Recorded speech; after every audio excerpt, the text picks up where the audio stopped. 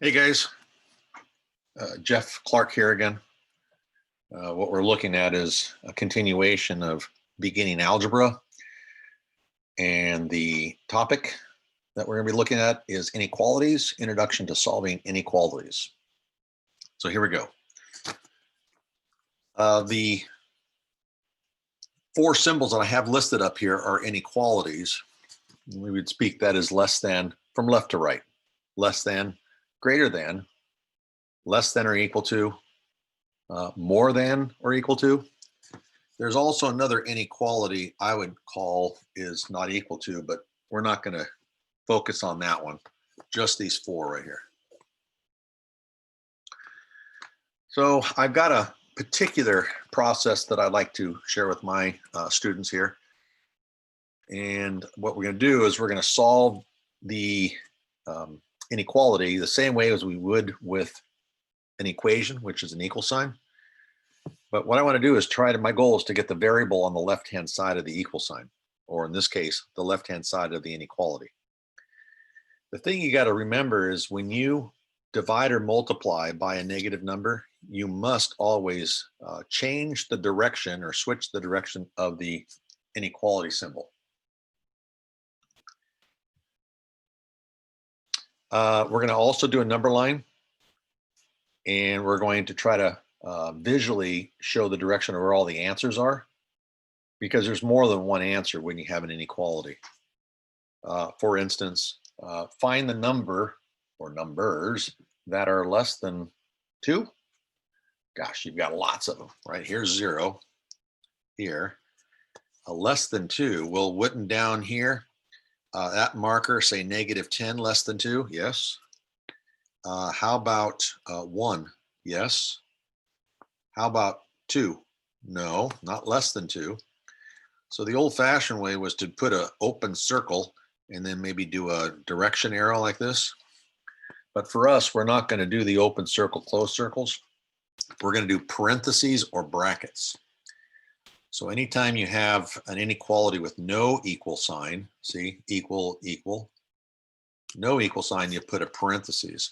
So what we do is put a parentheses so that the parentheses opens up and points to the direction where all the answers are. And we do that. Like manner here, if you've got a 3, I tend to put a 0 in the middle. I have 3 over there somewhere. So parentheses, because there's no equal sign, and it's bigger. X is bigger. So you go this direction here. Less than or equal to, -1. So you put a -1 somewhere on the left-hand side of the 0. Bracket, because it's an equal, is what we represent it. And all the answers go to the left. Let's see. If this was an open circle, closed circle, this would be a closed circle. So it would be like a closed circle here, but we do brackets instead. And in like manner, here's -4 somewhere over there, and it would be a bracket and goes to the right because it's bigger.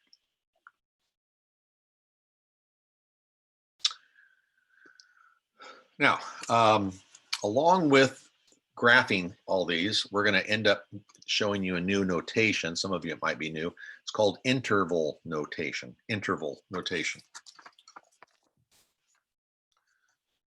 I'll show you how to do that. But the first thing is I want to maybe solve this. Notice the variables on the left-hand side. All of these, like this one here, I want to eventually get the variable on the left-hand side. That's my goal. And the reason behind that is oftentimes students, if they get the variable on the right-hand side, they're going to make a mistake on the graph, because you need to read from left to right. And if the variable is not starting on the left, you're going to get in trouble. So I suggest that you put the variable on the left-hand side.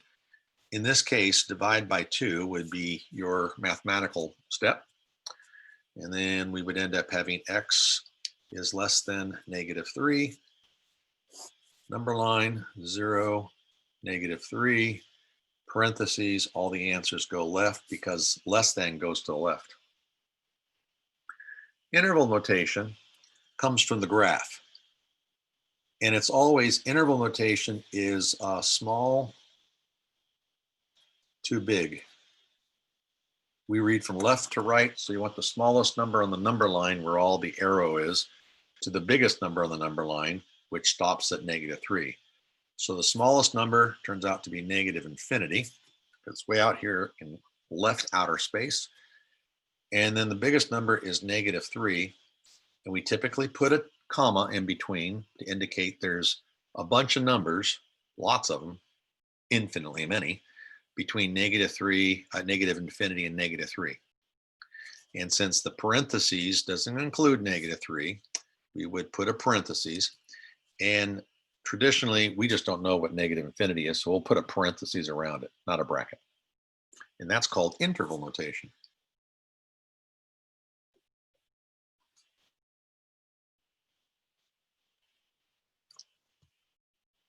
Okay, next one.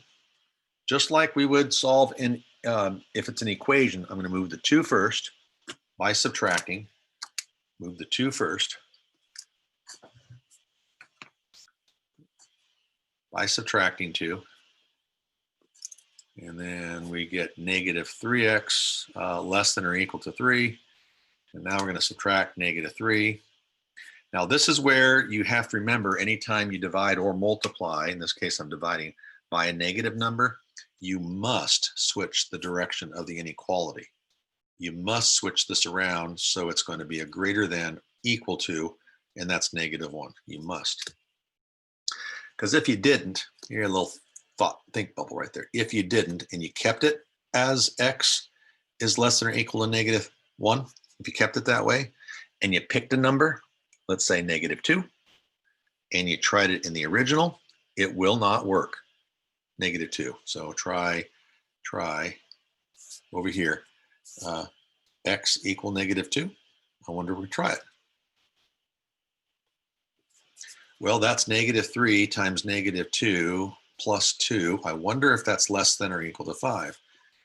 That's 6 plus 2 is 8. No, that's not true. So that's not true. This will be true if you picked a number like 2.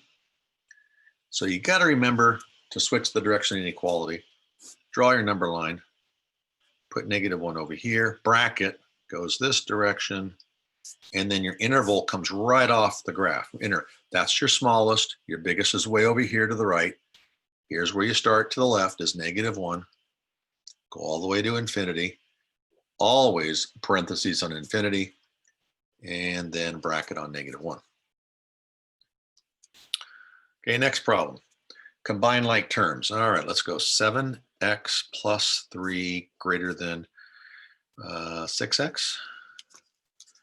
I think all I'll do is I'll move the 6x over. And I get x plus 3 greater than, that's 0. And then subtract 3 from both sides. And then what that'll give me is x is bigger than -3. Remember, subtracting doesn't switch it. It's multiplying or dividing by a negative. Number line, -3, parentheses. Interval notation comes right off the graph. Left to right.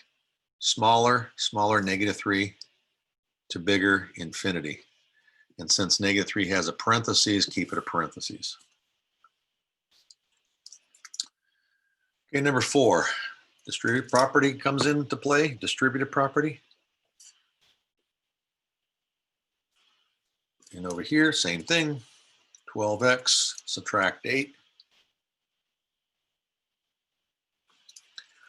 I'll subtract 12x first.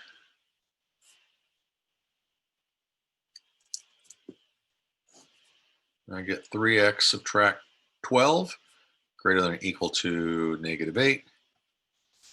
Add 12.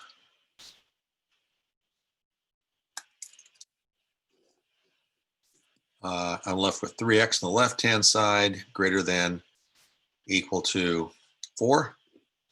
And if I haven't made a careless mistake, I'm going to divide both sides by 3. And I end up with x is bigger than or equal to 4/3. Number line, 4/3. Bracket, greater than or equal to goes to the right. And so you go bracket, smaller number is 4/3, bigger number is infinity. Okay, finally, we'll end up distributing there. I'll write this down first. Negative 4x plus 4. Easy to make a careless mistake. Negative 4 times x, and then you forget to go the negative with the 4, and then this sign will be wrong. So negative 4 times negative 4 is positive 4. Add 4x to both sides. Negative 1x plus 4 greater than 4. Looks like I'll subtract 4 from both sides first. And we get negative x greater than 0. And divide both sides by negative 1. Negative 1. Now, since I'm dividing by negative, switch the direction. That's still 0. So I end up with x less than 0. Less than is a parentheses and goes this direction. So negative infinity to 0. Parentheses on 0 because there's the parentheses in the graph. And infinities always gets parentheses.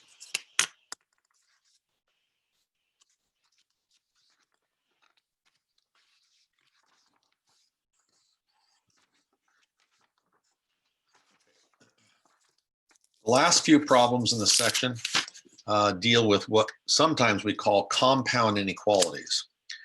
Variables are trapped in the middle, compound inequalities. Your goal is to keep, I'll say goal here, keep the variable in the middle.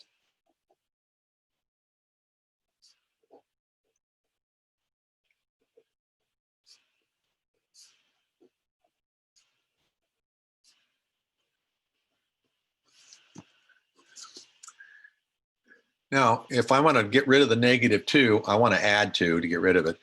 But what you do to the center, you have to do to both sides, both pieces. You have to keep it balanced. So I'll say that again. If I add 2 here, you must add 2 to both sides. You must, to keep the teeter-totter, old-fashioned thing, teeter-totter balanced. Add 5. Adding does not switch the direction. 9. So what this is telling you is on the number line, here's 0. Well, that's weird, double 0. Here's 0. 5 is over here and 9 is over here. The only numbers that will make this true is between 5 and 9. So for instance, 7. If you put a 7 right in here, you'll find that 3 is less than 5. 7 minus 2 is 5. 3 is less than 5, and 5 is less than 7, if I put a 7 right there. So all your answers turn out to be between 5 and 7, and the reason why I put parentheses on both is because there's no equal sign, so no bracket. And the interval notation, I'll just kind of abbreviate there, comes right off the graph. Now it looks like that, smaller to bigger. So this one here, you want to get rid of the negative 4. So divide by negative 4 everywhere, both sides, all 3 regions, I should say. And when you divide by negative 4, these switch opposite direction. This switch, don't throw an equal sign on that if it doesn't have an equal sign. 2 negatives make a positive. That's an X. That's a negative 3. You could do it this way. Here's 0. It feels awkward or backwards because that's bigger, that's smaller. You can rewrite this, but make sure the symbols are following it. Here's my idea. Here's negative 3 and here's 1. Your answers are in between. Your answers are in between. In between. That's got a parentheses, that's got a bracket, and they have to look at each other. So if you're going to rewrite this, take a look at the graph and see how you can rewrite it with -3 and 1 with x in the middle. If you're going to rewrite this, -3 is smaller than any number you can come up with as long as you get up to 1, and that's got to be a bracket. So I'm okay with this or this, but on the graph, make sure you do it correctly from smaller to bigger. And then interval notation, you've got -3 to 1 with a bracket. And finally, the last problem, distribute both sides. And you got -8, -18, my mistake, 9x, subtract 45, 27. And here you want to get rid of two numbers. You want to get rid of the 9 and the 45, but the 45 is first. So I'm going to add 45 to both sides. And here, 45 subtract 18, that's going to be 27. That's gone. That's 60, 72. And then I divide both sides, or all regions, by 9. 9, 9, 9. And since it's not -9, you keep these the same. You keep them the same because you only switch the direction when it's -9. Keep those the same. This is x here. Looks like it's 3, and looks like we will end up with, what is that, 8? So on a number line, we go from, let's see, 3 to 8. 3 to 8, and they are both brackets because they both have equal signs. And then interval notation looks like a 3 to 8. And then you're done. Okay, so we are done. Looks like we don't have anything else on my examples that I have. The next section we would take a look at, of course, in the chapter we're doing, we're going to be doing chapter 5. It'll be the title of exponents will be the next video that you'll see me do. All right, until next time, be safe, take care, have a great day. And there you go.